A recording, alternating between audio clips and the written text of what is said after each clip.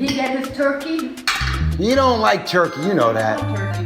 He's got to have a piece of turkey. Why? Because I made it. Yeah, but your turkey sucks. Listen. Angry mom, you better eat my angry turkey. Fuck off, you and your turkey. It's time for another wrestling podcast. All right. Welcome to another wrestling podcast. This is episode 173. I'm Credo. I'm Minority Mike. And I am the social assassin, Angry Cooter. Bitches. Gobble, gobble, bitches. That's it. It's Thanksgiving week. It's the week of hangovers, lots of food, and lots of wrestling. It's a lot of wrestling that happened this weekend. A lot of things have happened. Some debuts, some big upsets, some why did that even happen? But guys, what a week. It's did you enjoy Survivor Series? Did you enjoy NXT WarGames? How was your weekend? Oh, God. Let me explain something. You're absolutely right. It is Thanksgiving week. And the day before Thanksgiving, as I like to call it, amateur night. Yes, you said gobble, gobble, bitches. But bitches will definitely be gobbling on amateur night. What do you think about that, Mike, huh? You know what? You took the words right out of my mouth. We're going to make them... Put them right in hers, didn't I? Yeah. Gobble. We have that explicit mark for this reason on iTunes. So, hey, 'tis the season, guys. But crazy. Let's just start from the first show. I mean, if you guys are a little quick takeaway. I mean, NXT WarGames was a little bit different. Everybody wanted to see WarGames. Guys, did it deliver? Was it everything and anything that they said it was going to be? I mean, did you have fun? It's NXT. It's WarGames. You had to enjoy it, right? I thought that show delivered and I think I've mentioned this for the last takeover program, where it was a roster that didn't have many big names as it used to, but they delivered. The same thing happened for this past weekend with WarGames. It just delivered. Everybody was just shitting all over the new rules for WarGames with the shark cages. There's too many cages, this, that, and the third. And I thought that match delivered. And I'm just going to bring up the fact that Velveteen Dream, I mean, I remember a month or two ago, you guys were shitting on this guy, saying he's never going to make it, and now all of a sudden he's putting on the match of the night. I mean, this guy Patrick Clark, he didn't win tough enough, and now he's more over on that NXT roster right now than most of the guys. That match was incredible. Let me explain something to you. I did not shit on the Velveteen Dream. I was on the bandwagon right from the start. Oh, you know what? I apologize, Cooter, because you actually agreed with me. He's on the list of Credo, I'll tell you that. He's on the list of Credo. Yeah, when I said that he is taking a chance on something just to get some TV time, you actually agreed with me, so I do apologize. But yeah, I'll admit it when I'm wrong, but I'll tell you what, I still have gripes with him. He's still on my list. What he did that weekend, I don't know where. I don't think this has happened before, but he definitely touched his inner Rick Rude that weekend with those tights. Just that whole match, man. It was definitely different. I'm still not digging the name, man. Just go by VD or just Dream or something. Venereal disease. Yeah, I know. Hey, there you go. Something a little bit different. Vic Delicious might take a little argument with that name. I don't know, a little VD. Yeah, but I mean, listen, if that DDT that he pulled out at the end of that match did not take him off the list of Credo, along with James Ellsworth and your boy, I'm just happy to be here, Jason Jordan, and yes, the Japanese, then, I don't know what to tell you, Credo. I don't know what's wrong with you. Until he changes that name, I still have little gripes. It's like one of those little things, like, when you just see somebody and just hate them. It's one of those things, but, I'll tell you what, that was an incredible match. It was the match of the night, I think, on NXT. Even better than the WarGames match, I think, but it definitely stood out. It definitely is going to send the guy in the right direction, and a few tweaks here and there, and maybe he can come off the list. I don't know. But, hey, all right. I think we're all in agreement of that match, right? Oh, absolutely. There was some lows, and I want to bring up the Lars Sullivan Cassius Ohno match, which I was shitting on it. They actually put this on the on the card, but you left off Johnny Gargano. Oh my God. Versus Pete Dunne. And I'm like, I can't wait to see this. We're actually recording Tuesday. I want to see this tomorrow. That's the reason why I'm watching that show, because that should have been on the card. And that match was absolutely terrible. That Sullivan Cassius Ohno, and I've been big on Lars Sullivan, but this was his moment, and I think he kind of blew it. Yeah, Absolutely. That match was just. I mean, that was not the way you open up a takeover. I think out of all the takeovers, is every takeover has that match that opens the show that just like gets everybody going. That match actually was just bad. And Lars Sullivan is the big guy that they're trying to push to be the NXT version of Brock Lesnar. He's not there yet. He's nowhere near it. yeah. Maybe sometime in the future, give him more time in the Performance Center. He'll probably, fix everything that he messed up on, but he's just not there. He doesn't do it for me right now. I don't see him as just like a threat or anything. He doesn't do anything for me. I had hopes for the match, being that it was against that grizzled vet Cassius Ohno, Chris Hero. I mean, I really thought that this could have been something, but God, it was only during that match right there. I think during that match, Cassius Ohno got fatter. There you go. Oh man! Well, you guys, a lot of great matches. I mean, let me get your input on this WarGames match. A lot of people are like, "Oh, the top of the cage isn't covered," and I was like, I get why they did it, but at the same time, all right, they changed it a little bit. But was this really the kind of WarGames you were expecting? The two rings, the cage. They're letting like both team members in at the same time, and I don't know. Did you enjoy it? Was it different? Is it something you think they're going to do every year now at Survivor Series? I would hope so. I was happy that there was no fucking top of the cage, and I said it last week. I mean, the last thing we need is a Psycho Sid botched powerbomb like what he did with Brian Pillman, where he banged his head up. Because could you imagine the Authors of Pain trying to do that fucking collider powerbomb maneuver they do, and they just bang both the heads on the top of the cage by accident and botched that spot. And like I said, I mean, you had that interesting spot where what's his face climbed up to the cage and was trying to hide there, and then there was some dives and there was the suplex off the top. There's no way you would have been able to have a spot like that with a top in the cage. But overall, I thought it was an incredible match. It delivered. It lived up to the hype. I really hope they bring it, not necessarily every year, but for a big feud. And maybe change up the format. I was okay with the format, the 3-team thing. I thought it was a little different. Mm-hmm. Yeah, I was on. I don't want to say I was on the fence. I was excited to see WarGames, but just hearing everybody complain about there's no roof, the shark cages. The shark cages kind of threw me off a little bit, just because I think there's just too many cages. But it actually played out good, and I actually did like the 3 teams. The original was just 2 5-man teams. This was 3 3-man teams. I thought it worked out good, and letting 2 guys in at the same time. I mean, it may have killed time rather than doing just 1 guy at a time. The whole Adam Cole spot on top of the cage was great. I mean, I don't know if you guys saw Alexander Wolf just busted open. This one spot where he... Oh, yeah. They kept taking the camera off of him, too. Because I saw the pictures of him. Fans were posting pictures. He had a crimson mask.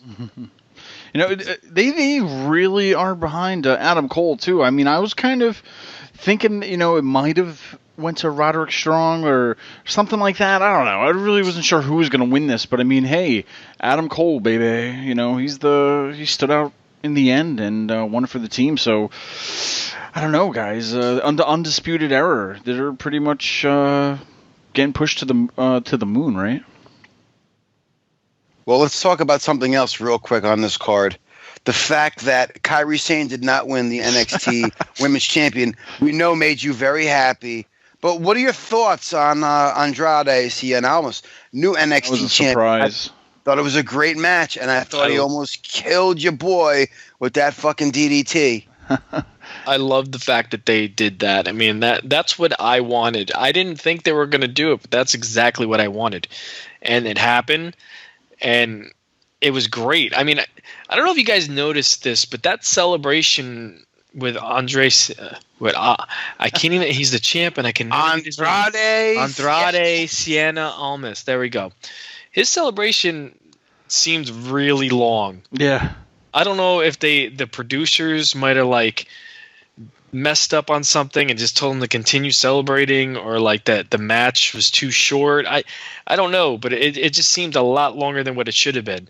But other than that, the match was great. I mean, apparently Drew McIntyre got injured during the match. I don't know if it's kayfabe or it's legit. But apparently he's injured. He's going to be out for a little bit. Other than that, Ember Moon winning the women's title. You know, I kind of want to see Nikki Cross get the title, but thank you, my boo. But you will always be my boo. But Ember Moon, you know, she still doesn't do it for me. She's a great performer, don't get me wrong, but just the character, you're a werewolf? I don't know. Yeah, what the fuck is she supposed to be? Somebody explain this to me. I don't know, but I mean, congrats to her. I can't take away from her performance. She's great in the ring. Character-wise, she just doesn't do it for me. It really doesn't. I want to know like the backstage story of why they didn't put it on her like when she fought Asuka 2 times, and then I know she was injured and so on and so forth, but still it was like something had to happen where they didn't want to give it to her. I want to know like what the reason was or whatnot, because it's like after all that, I figure it would have went to like a Peyton Royce or Nikki Cross, just somebody totally different. Because I was like, well, maybe they just don't really want her to win, you know? I was like, but after all that, I think she did win. I think if it would have went on Peyton Royce, that would have been great. Yeah. Honestly, Nikki Cross was a choice, but now that I think about it, the iconic duo having that title, I think they're brilliant regardless. These two Aussie girls, but I think when you put the title on them, it's like Lay Cool all over again, and I actually did enjoy Lay Cool. Mm. Well, guys, WarGames was great. Survivor Series was also. I thought it was a solid show, but it was one of those things to where the longer it goes, the worse it gets. And like I said, let me hear me out. To where I didn't mind really anything during Survivor Series. I liked all the matches. Nothing was like, oh, this fucking sucks. Nothing. Like I enjoyed it. If you put them both together, in my point of view, Survivor Series versus NXT WarGames, I think NXT WarGames was better only because of the time. When you're making another show 4 hours long and you're just making it long just because, it's like, come on. Unless it's worth being 4 hours long, then I understand. But it's one of those things, I guess the longer it goes, it's just, you lose kind of value in it. So that's why, and at the end of the day, like I said, I love both of these shows, but it just, the longer it went, it was like, if you compare them, NXT gets the upper hand on that. But guys, did you have the same kind of feeling, or did you... What did you think? Who won this weekend? Survivor Series, NXT? Who had the better card, or just the better show? On paper, the card for Survivor Series was better, but I said this before. It seems that whenever you have low expectations for an NXT card due to the lack of talent, it always hits hard and makes you say, holy shit. There's always something on that card that you want to watch at least twice. And I had to watch that pay-per-view a second time. Survivor Series, you know what? I'm not mad that I watched it.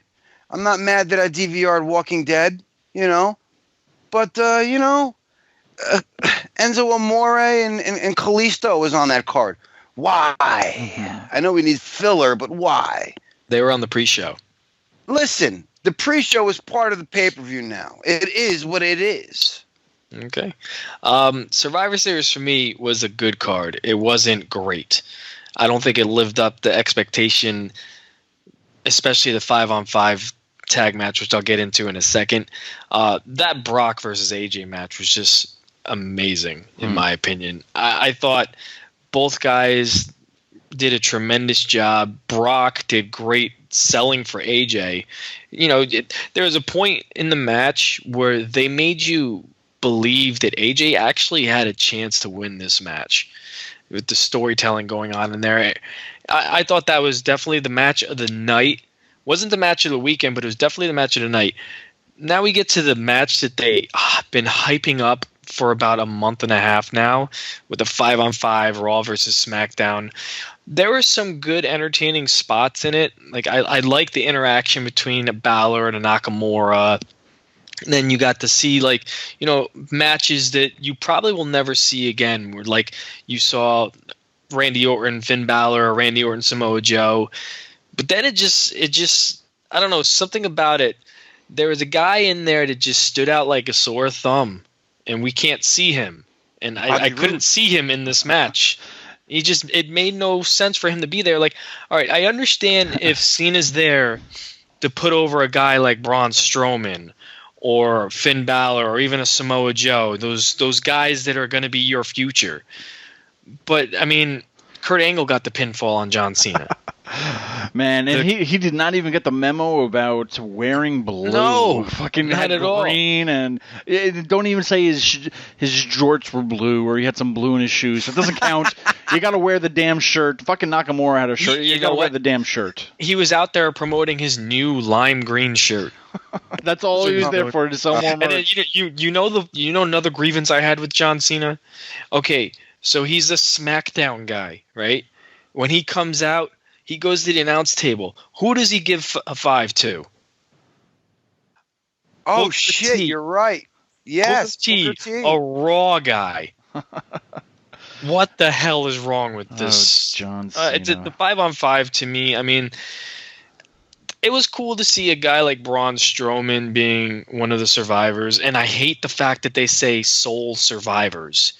There was two Soul Survivor is one, fuckers. Yeah, really. They kept saying Soul Survivors. It was driving me nuts. But it's like, I didn't understand what they were going. They opened a drop-down menu of possible feuds for Triple H at the end of it. A guy, not time. How are you going to do this? Like, I don't get this. You're going to have Jason Jordan, then you got Kurt Angle, then you got a potential feud with Braun Strowman. How are you going to do this when he was a part-time guy? I don't understand this. I don't understand this booking. The fact that I may be, I'm proud to admit I'm a huge Finn Balor mark. Sometimes I can be very biased with Finn Balor because he's one of my favorite wrestlers. But the fact that I think he should have got the pinfall on John Cena. He should have been at least a little more dominant. I mean, I love the fact that he almost murdered Shane McMahon with that kick. And then he was on this tear, and all of a sudden one little RKO and he's dead. Yep. And then at the end of the match, you had the ruthless aggression guys standing tall, meaning you had Kurt Angle was there, Shane McMahon was there. Who else was there? Triple H. And then Braun Strowman. Shane, stop fucking putting yourself in the fucking main event of every fucking pay-per-view. Just stop. You know what? I gotta cut you guys off. I gotta say something. Because there was one thing worse than Shane McMahon being in this match. And I'm gonna get crucified for saying this. But I'm gonna go ahead and say it because nobody else has the fucking balls to. Kurt Angle is wearing a Raw t-shirt that's about 2 sizes too big for him to hide that gut. He's not in ring shape, and he looked fucking terrible. And I don't care that I'm saying it. Yeah, you know what? He moved so slow. It was like somebody put James Ellsworth in there. You know what? I gotta agree with you because that interaction between him and John Cena was just so slow, and it was just so bad. And I was like, what am I watching here? Like, get these old guys out. Put in a Balor and Nakamura again. Please, let me see some good thing. I just hated this. Okay, hate's a strong word. I just didn't like it because this is your platform to kind of, give a young superstar some stock. I mean, I love how they, a couple of years ago, Dolph Ziggler. I mean, not that it did anything for Dolph, but Dolph was the sole survivor. Okay, let's get that straight. The sole survivor because he was the only survivor. That's what's funny, though. I mean, you have Triple H, Kurt Angle, Shane McMahon, John Cena, Randy Orton, all the fucking guys in the main event. All they are doing is collecting that main event fucking top 4 pay-per-view payday, and that's it. It's like, come on, guys. Let's start pushing the future and stop all right, Shane McMahon, just stop. I'm done with no more matches. No more matches for you. We're done. Just fucking be the GM and sit in the back. But yeah, I mean, they need to decide because you have Finn Balor out there, like you said, Braun Strowman, who's just a fucking beast now. It's like start thinking about what to do with these guys. Samoa Joe, all just stop it. Get out of the ring. And Kurt, put the Twinkies down and get that ass back on the treadmill, motherfucker. It was a weekend to enjoy. This is the whole week for Thanksgiving. We're giving thanks this week for how this weekend brought us all together, right? But you know what I'm thankful for? What's that? I'm thankful that Asuka was the sole survivor of the Raw women's team. She is on my list. I don't want to hear it. I'm sick of Asuka. She's on the list now? She's on the list. It's only because she's Japanese. She's on the list. We know how you feel. I know. Because she fucking needs to lose. Like they've backed her into a corner to fuck. We don't know who the hell's gonna beat her. You know what I mean? And then the person who does beat her, they fucking has to be pushed to the moon. And I don't know. Who do you put on this that beats her? And that's a whole fucking show we could spend on talking about it. But it's out of anything, this would have been the perfect opportunity to give her a loss without having her lose in a way. I mean, she lost in a group setting, not on her own, and it would have been oh, okay, I understand why she lost. It's it's Survivor Series. Fucking give her the win. Get the fuck out. I'm done with her. She's on. You know what's funny though is on Tony Schiavone's podcast, they made mention about how they're advertising her with all these video packages, and they were comparing it to, remember Glacier from WCW? Yeah. Okay. Where, it was constant video packages and this very, very expensive entrance of his. And it's so hard to live up to that. They're just throwing everything they can to make her look like that monster. Yet they won't let her work on the main roster the way that she would work in NXT. So it's going to be really hard, and I have to agree with them for saying this, for her to live up to that kind of push. With the restrictions that they're putting on her. It's gone too far, man. It's gone 2 I know. Years. You don't like Nakamura. You don't like Kairi Sane. I love Nakamura. You don't like Asuka. I don't like Kairi Sane. That streak is going to continue. And WWE, if they're smart, they're going to market off of this. And they're going to make money off of this streak. They're all about making money. It's going to happen. I am okay with Asuka. I really am. I think she's great in the ring if you just let her perform. I thought that was probably the best thing to do, is to have her the sole survivor. The last thing I want is Alicia Fox being the sole survivor. that doesn't make any sense in my mind. You're pushing Asuka. Yeah, you're pushing Asuka. So it made perfect sense to get. Are you mad that she got the win over Natty? I'm not mad about that. I'm just mad that she hasn't lost yet, and she hasn't even lost in NXT to lose her title. To all that they made her move up without even losing on NXT. So it all started with that. But anyway, with this women talk, this whole weekend was great, except for that. But Paige has come again. And no, I know what I just said, but Paige has returned. I meant I didn't realize, but Paige has returned. I'm surprised. I'm surprised at the push, and I think the only reason, in my personally, is that The Rock's movie's coming out soon, and we need her in the spotlight again. That's the only thing I know. That is why they're giving her any kind of a push, major push, is because of that movie. Because we need fucking her to be relevant and on TV again. But anyway, she returned. It's a bigger push than Xavier Woods gave her, that's for sure. Oh, we could do this all night. Oh yeah. But she didn't. Wait. She didn't come alone.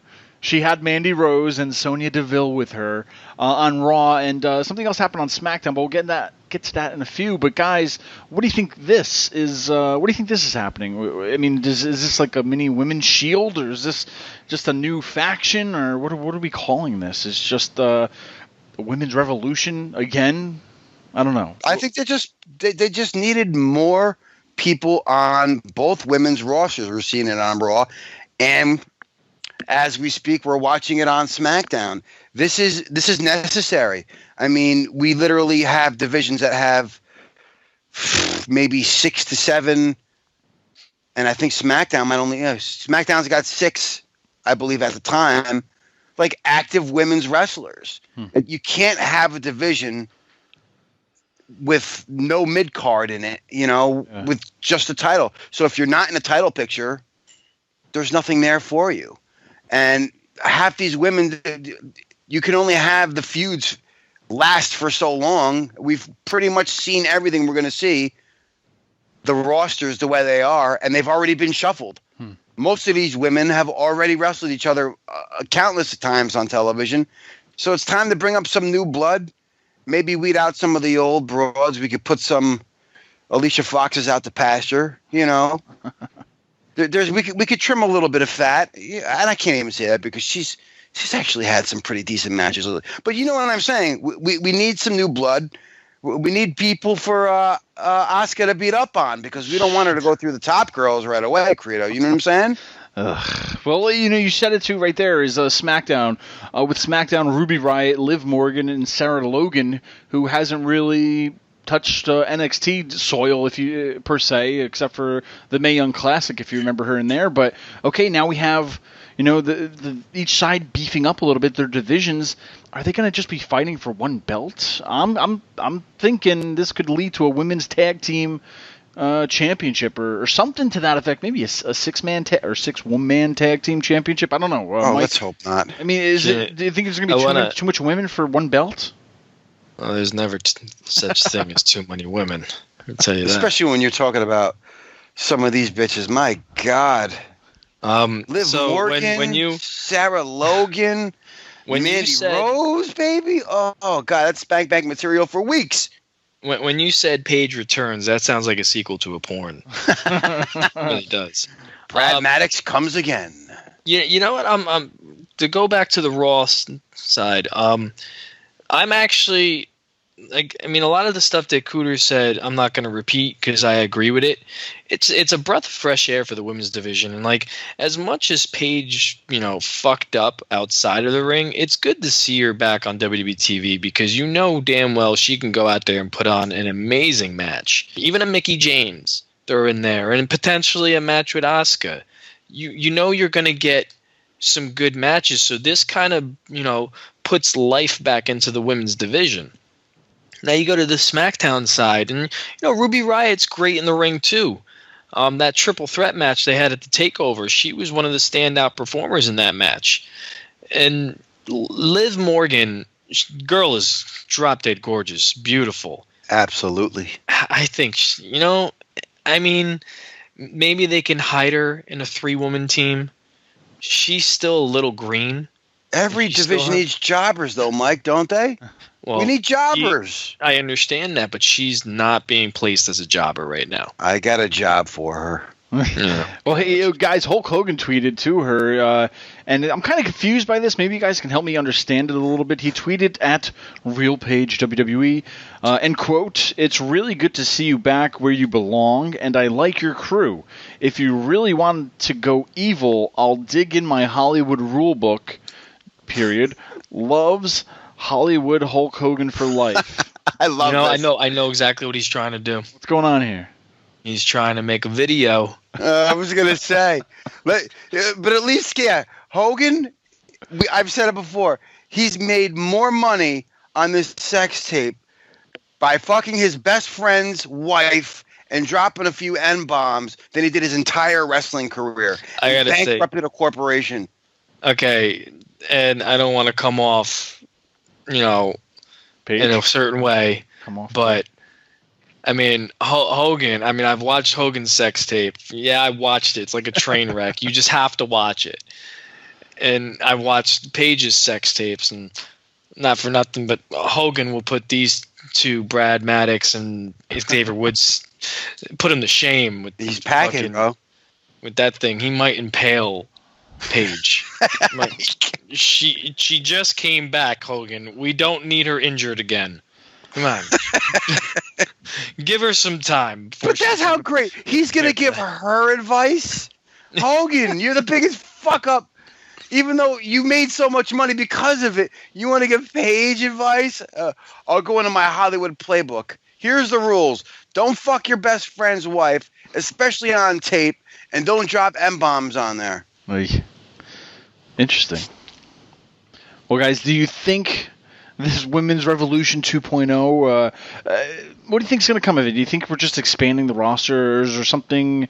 It's kind of odd that they did it both on Monday and Tuesday. Is it or no? I don't know. It just seems weird that Raw had 3 women. Well, if you're going to have to count Paige, even though she returned, but 3 women attack, and now on SmackDown you have 3 women attacking.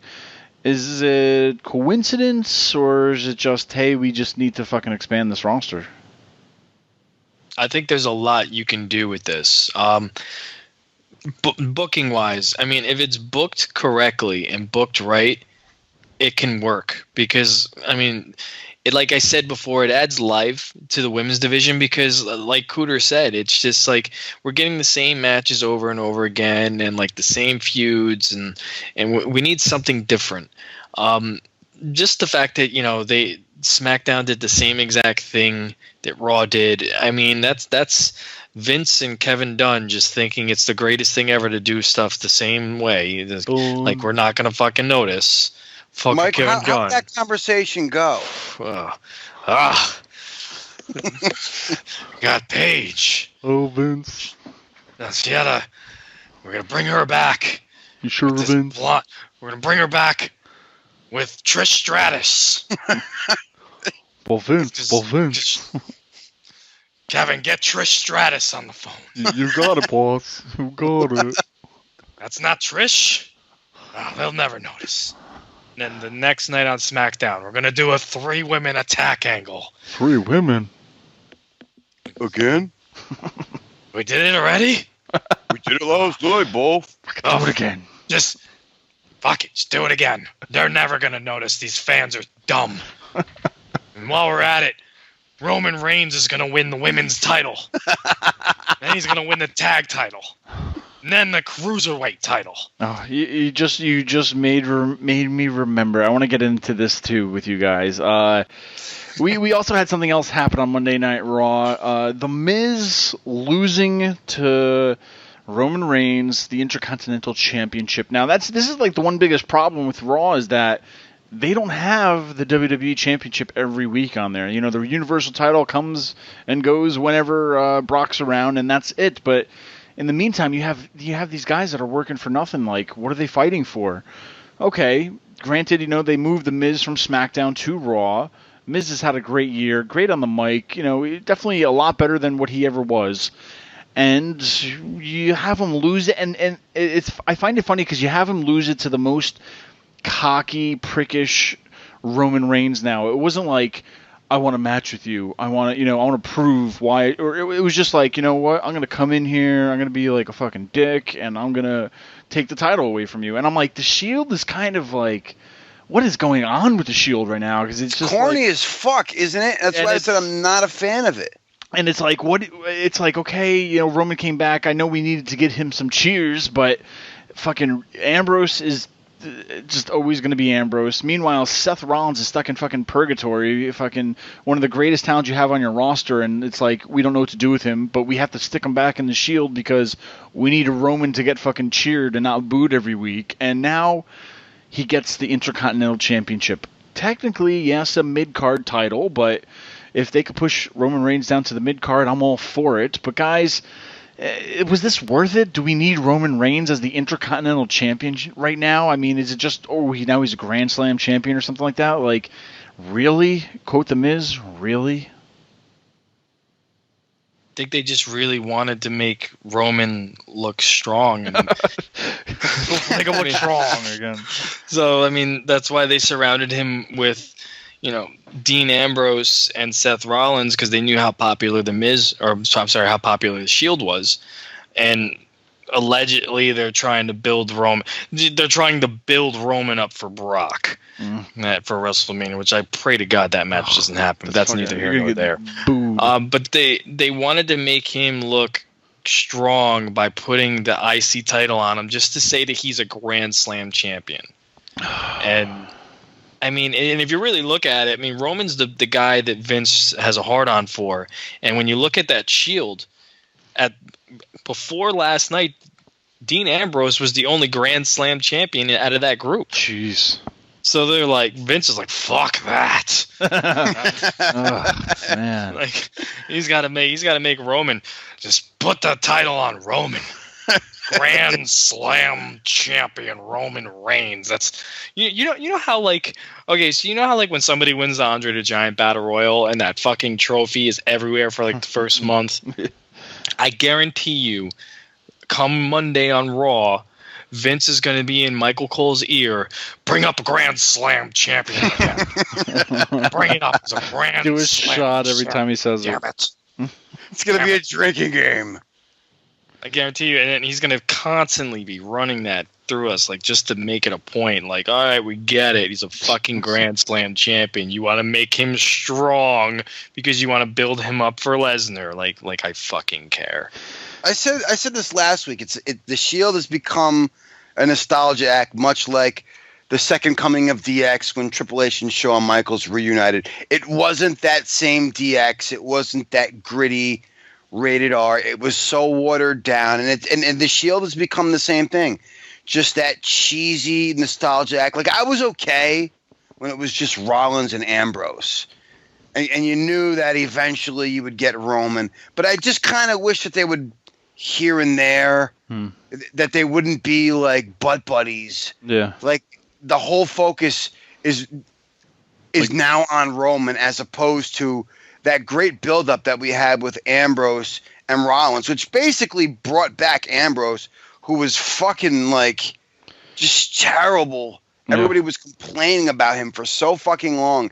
And now we got, all right, you guys, we're going to waste your careers just to make Roman look strong. Yeah. That's exactly what they should have done. They should have did like the Justice League. They only come together when we need them. Like, Roman could have still been just doing singles, Seth doing singles, and it's like use the Shield whenever. Batman movie, bitches. Like the fucking demon Finn Balor. Like, he doesn't fucking come out the paint anymore like he used to do back in the Indies. Like, just have the Shield come together only when you need them, kind of a thing. And now it's just like, I'm over the Shield already, and they've kind of like threw it down our throats too much, too fast, too many. I don't know. Just it's like, all right, fucking back to hating Paige Roman. Again. Turn that page. Blame it on the mumps. Where's meningitis when you need it again, man? Fucking mumps. Well, guys, with that happening, it's just another sour week, and just people are going to just keep making the list of Credo more and more. But did you happen to catch that 365 Kevin Owens show at all, or no? Part of it. I did watch some of it.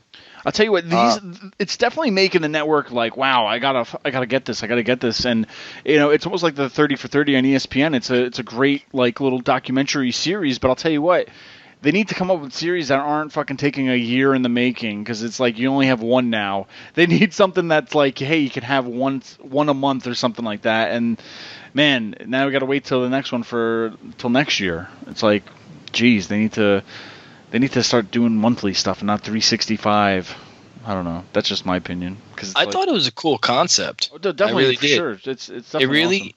It really got you to see how passionate Kevin Owens is about being perfect, and as much as we shit on Vince, like he really cares about what Vince says.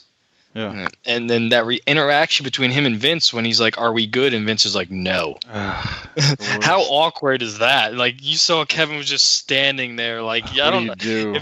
Yeah, exactly. What do you do in that situation? And then what happened? I don't even know what you're speaking of. So WrestleMania, the match between him and Chris Jericho, Vince was not a fan of it. He was not happy. So at WrestleMania, like in Gorilla, like first of all, I mean, maybe it's just me, but like during WrestleMania, I wouldn't even go to Vince during the show. I would just stay back. They showed Kevin Owens going into Gorilla during WrestleMania while a match was in progress. Vince is watching, and he Vince is watching the match and like going over stuff, and he just goes, "Are we good?" Meaning like, was the match good? And Vince was like, "No." Like he just snarled no. Like, just like, okay, well. Shit. And Kevin Owens just stood there. Like, it was just so awkward the way, just no one was saying anything. Like, Road Dogg was just sitting there looking down, and then no one said a word. But overall, I thought the 365 was great. I mean, everyone was shitting on the fact that Michael Rappaport was narrating. I know, it was like, liked it. It was it was different. I did send out a tweet, though. I did say, Does the whole 365 end with him wrestling on the pre-show this weekend? I'm like, fuck, man. After all that, they're promoting it, and you fucking stick the guy who's going to be after Survivor Series on the fucking pre-show. You think he would have been, well, okay, yeah, he did the run-in at the end or something, but still, I mean, you think he would have had a match, and I don't know. I just thought it was funny. 365, and now I'm on the pre-show. The rise and fall of Kevin Owens. That's it, guys. There a lot of shit happened though. It was a crazy weekend. We got to give thanks again though. But Cooter, last week you took me to court. I gave my case. You gave your case, and now the honorable minority Mike is stepping in to judge us. So I think we need to figure out who's walking away the winner of this debate.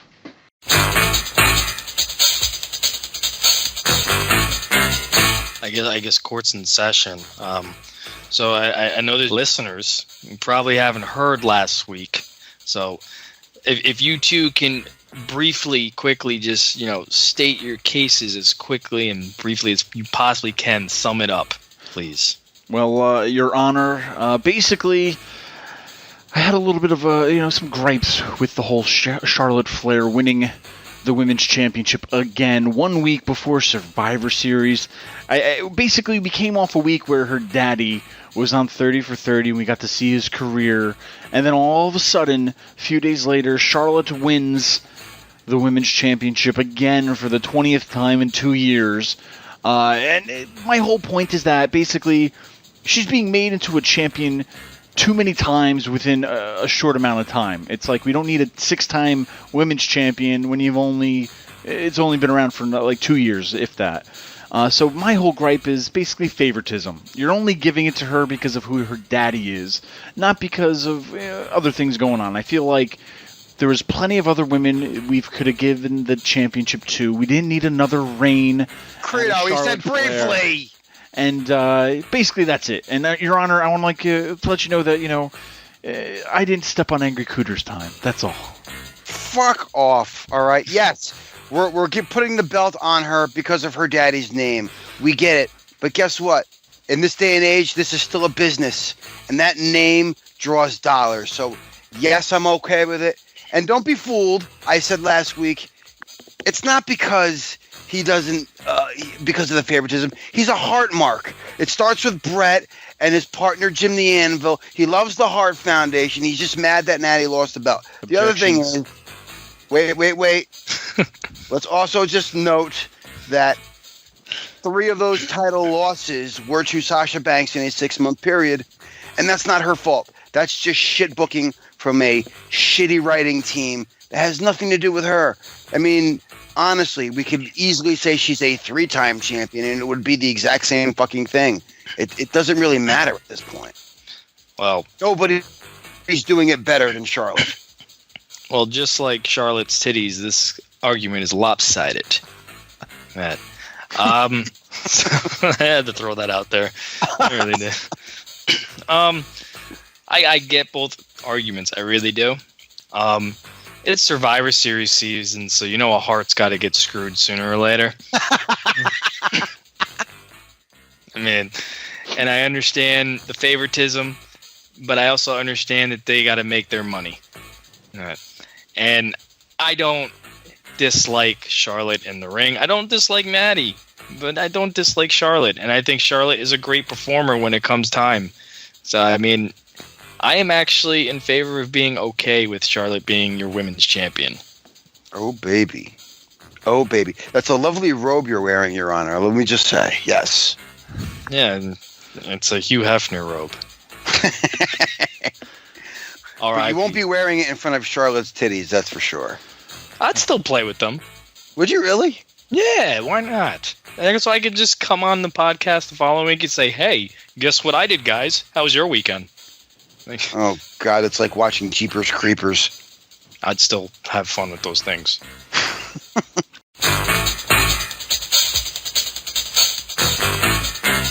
I'd still do it. Another, there you go, guys. I'll mark court ending in lopsidedness.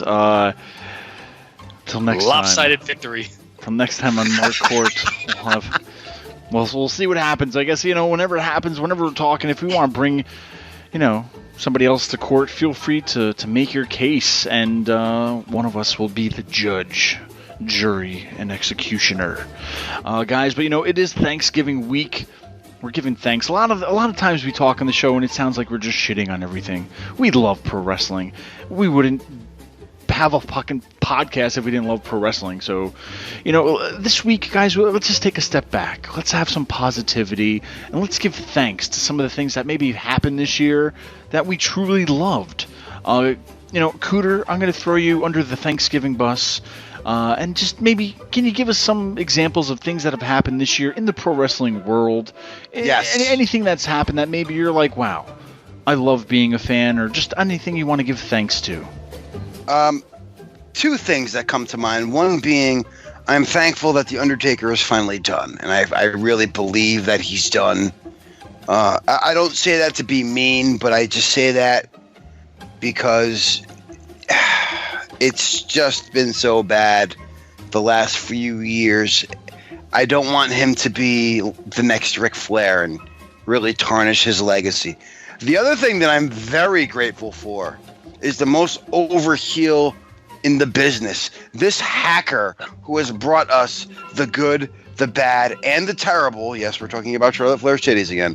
For all of these great leaks, I am very thankful for whoever this, I don't know, wannabe deep throat agent is, shall we say. So, yeah, that's what I'm thankful for. All right. Well, Mike, what are you thankful for this holiday mark season, or just in general? What happened this year that you're just really happy about?